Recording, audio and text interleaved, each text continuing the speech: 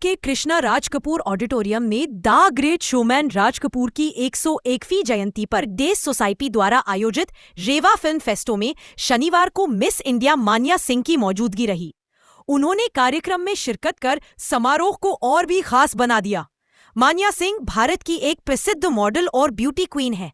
उन्होंने पहली बार वीएनसीसी Femina miss India 2022 प्रतियोगिता में प्रथम रनर अप का खिताब जीतकर पहचान बनाई और रातों रात फेमस हो गईं। बचपन से ही उनके जीवन में बड़े सपने थे, जिन्हें हासिल करने के लिए उन्होंने कठिन परिश्रम किया। शुरुआती दिनों में उनके परिवार की आर्थिक स्थिति कमजोर थी। उनके पिता ऑटो चलाकर परिवार का पालन पोषण करते थे। इसके बावजूद मान्या ने अपने लक्ष्यों को पाने की जिद नहीं छोड़ी। मुंबई में संघर्ष करते हुए उन्होंने मिस इंडिया प्रतियोगिता में चयनित होकर अपने सपनों को साकार किया और अब वह युवाओं के लिए प्रेरणा का स्रोत बन गई है। रेवा फिल्म फेस्टो में उनकी उपस्थिति ने समारोह की शोभा बढ़ाई और दर्शकों में उत्साह का माहौल बना दिया। जी हाँ, हम सबका सौभाग्य है कि आप proud to be feeling here miss Manya ji. आप कुछ बोलना चाहिए? Come back and talk for sure. तो एक बार जोरदार तालियों से स्वागत करिए मान्या जी का हम सबके बीच में। Thank you so much ma'am, thank you so much ma'am. क्या कहना चाहिए?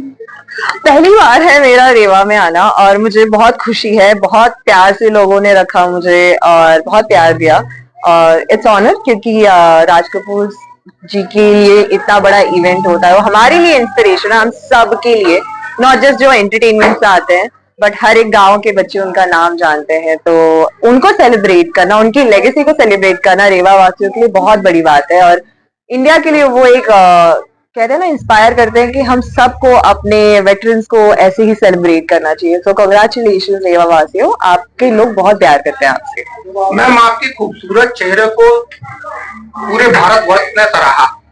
आपकी आवाज की पिच भी ऐसी है कि ये व्यक्तिगत मेरा ओपिनियन नहीं, ये रीवा का ओपिनियन है कि जो आपकी आवाज की पिच है वो एक बेहतर आरजे के रूप में भी काम कर सकती है। देखिए, मैं एक छोटे से गांव से आई हूँ। मेरा सपना था मिस इंडिया बनना और मिस इंडिया बनने के बाद मैंने बहुत सारे काम भी किए, कैंपेन्स किए।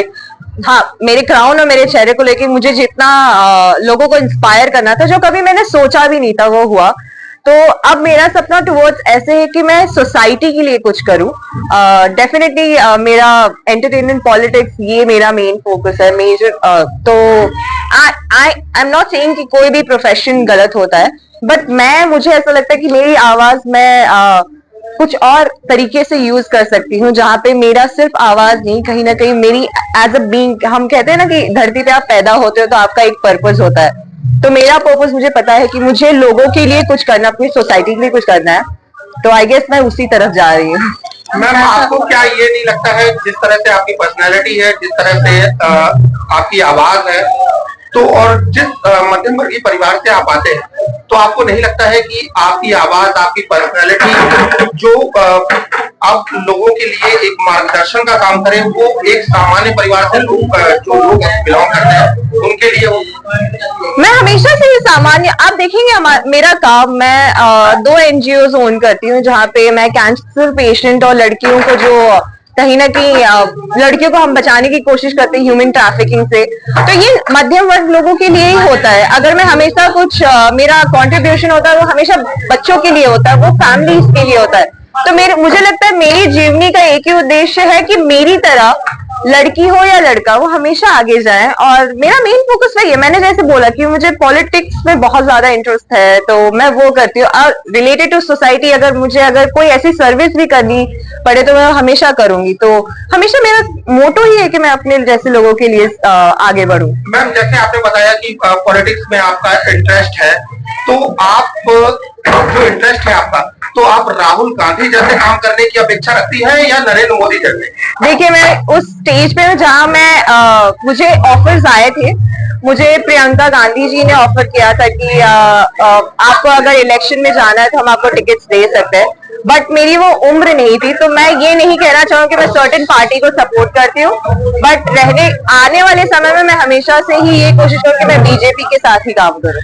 मतलब मैम कुल मिला के जो आपकी आइडियोलॉजी है वो बीजेपी के साथ है। हाँ, क्योंकि अगर आप देखेंगे तो आज इंडिया डेवलपिंग में की तरफ आगे बढ़ रहा है, वो उसी वजह से बढ़ रहा है क्योंकि हमारे पास बहुत ऐसी ग्रोथ, ऐसे इंस्पिरेशन आगे बढ़ रही है। तो सब करंट पार्टी जो करे वो बहुत अच्छी बात है। मैम जो आज की सिर्फ एक आखिरी सवाल, जो आज की छोटी बच्चियां हैं और वो आप जैसे एक सफल आयाम हासिल करना चाहती हैं, उनके लिए एक संदेश।